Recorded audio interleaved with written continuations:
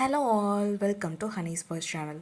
இன்றைக்கி நம்மளோட சேனலில் செம்ம டேஸ்டான எண்ணெய் கத்திரிக்காய் குழம்பு தான் பார்க்க போகிறோம். ஸோ வாங்க வீடியோக்குள்ளே போகலாம்.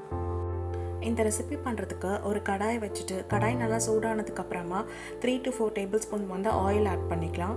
ஆயில் நல்லா சூடானதுக்கப்புறமா 2 ஸ்பூன் வந்து மிளகு, 2 ஸ்பூன் ஜீரகம் ஆட் பண்ணிக்கலாம். லைட்டாக வந்து அது பொரிஞ்சதுக்கப்புறமா நல்லா கை நிறைய வந்து பூண்டு ஆட் பண்ணிக்கலாம். பூண்டு கொஞ்சம் தாராளமாக சேர்த்துக்கோங்க. பூண்டு ஆட் பண்ணிவிட்டு லைட்டாக அதையும் கொஞ்சம் வதக்கிட்டு இப்போ நம்ம சின்ன வெங்காயம் ஆட் பண்ணிக்கலாம். சின்ன வெங்காயம் நல்லா ஒரு 2 கைப்பிடி வந்து சேர்த்துக்கோங்க. கொஞ்சம் நல்லா வந்து டேஸ்ட் கொடுக்கும் நமக்கு. ஸோ ஆட் பண்ணிவிட்டு இதையும் வந்து நல்லா வந்து வதக்கி விட்டுக்கோங்க.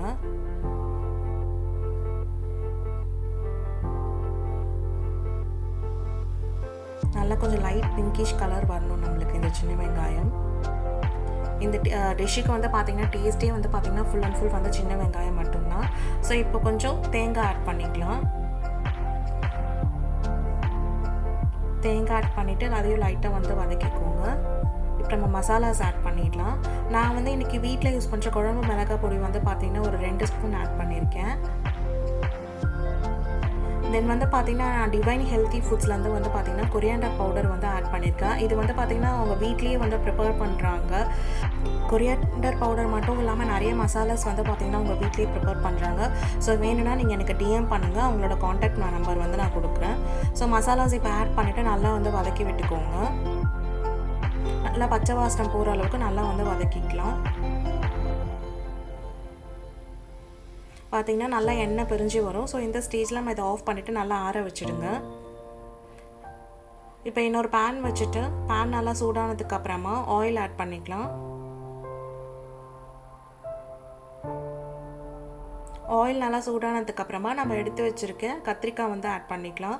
கத்திரிக்காய் வந்து பார்த்திங்கன்னா ஜஸ்ட் லைட்டாக ஒரு ஸ்லிட் போட்டு நீங்கள் ஆட் பண்ணிக்கோங்க.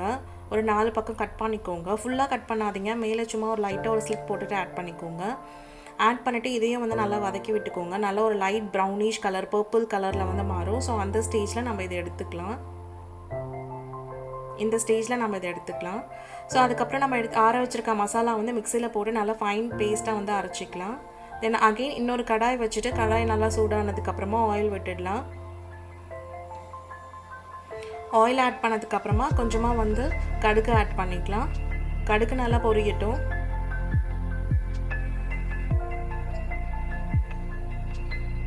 இப்போ கொஞ்சம் கருவேப்பிலை ஆட் பண்ணிக்கலாம்.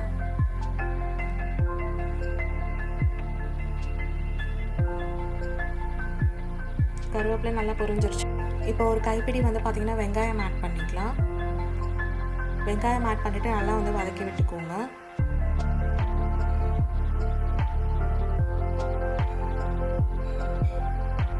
வெங்காயம் நல்லா வதங்கினதுக்கப்புறமா சும்மா ஒரு சின்ன மீடியம் சைஸ் தக்காளி வந்து ஆட் பண்ணிக்கலாம்.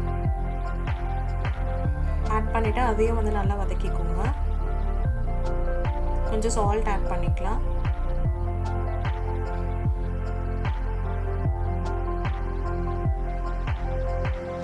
நல்லா வதக்கிக்கலாம்.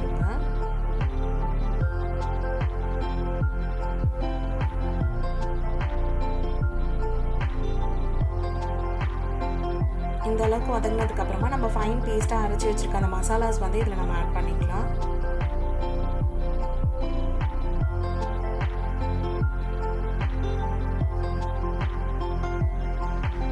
பண்ணிவிட்டு லைட்டாக வந்து அந்த மிக்சிலேயே நான் தண்ணி அலசி ஊற்றிட்டேன். ஸோ நல்லா வந்து அந்த பச்சை வாசனை போகட்டும். இது ஆல்ரெடி நம்ம இது நல்லா வதக்கி தான் நம்ம வந்து அரைச்சிருக்கோம். ஸோ கொஞ்சம் ரொம்ப நேரம் கொதிக்க வேண்டாம், ஜஸ்ட் லைட்டாக ஒரு கொதி வந்துச்சுன்னா போதும் நமக்கு.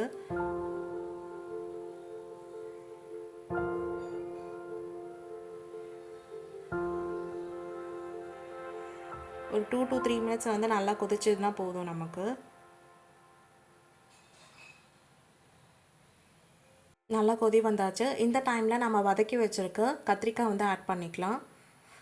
நீங்கள் கத்திரிக்காய் வதக்கும் போது அதில் ஆயில் இருந்துச்சுன்னா அதுவும் வந்து இதில் ஆட் பண்ணிக்கோங்க. மேலே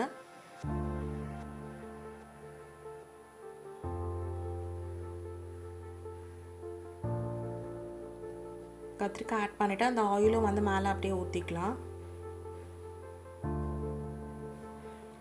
இதுவும் வந்து பார்த்திங்கன்னா ஜஸ்ட் ஒரு 2 மினிட்ஸ் வந்து நல்லா வந்து கொதிக்கட்டும்.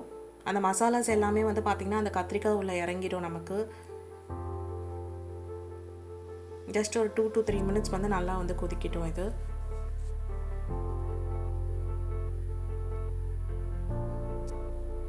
குழம்பு நல்லா கொதிக்கும் போதே லைட்டாக வந்து கருவேப்பிலை ஆட் பண்ணிட்டிங்கன்னா நல்லா வந்து ஃப்ளேவர் கொடுக்கும் நமக்கு. ஸோ அவ்வளோதாங்க, நல்லா திக்காயிருச்சு பார்த்தீங்களா? அவ்வளோதான், நம்மளோட டேஸ்டியான எண்ணெய் கத்திரிக்காய் குழம்பு வந்து ரெடி ஆயாச்சு. இது ப்ராசஸ் வந்து பார்த்திங்கன்னா கொஞ்சம் டைம் எடுக்கும். பட் நம்ம ஒன்ஸ் செஞ்சுட்டோம் அப்படின்னா அந்த டேஸ்ட்டுக்காகவே நம்ம திரும்ப திரும்ப பண்ணுவோம். ஸோ கண்டிப்பாக இந்த டிஷ்ஷை மறக்காமல் வீட்டில் ட்ரை பண்ணி பாருங்கள். இதே மாதிரி இன்னொரு இன்ட்ரெஸ்டிங்கான வீடியோவில் உங்களை நான் மீட் பண்ணுறேன். Until then bye bye.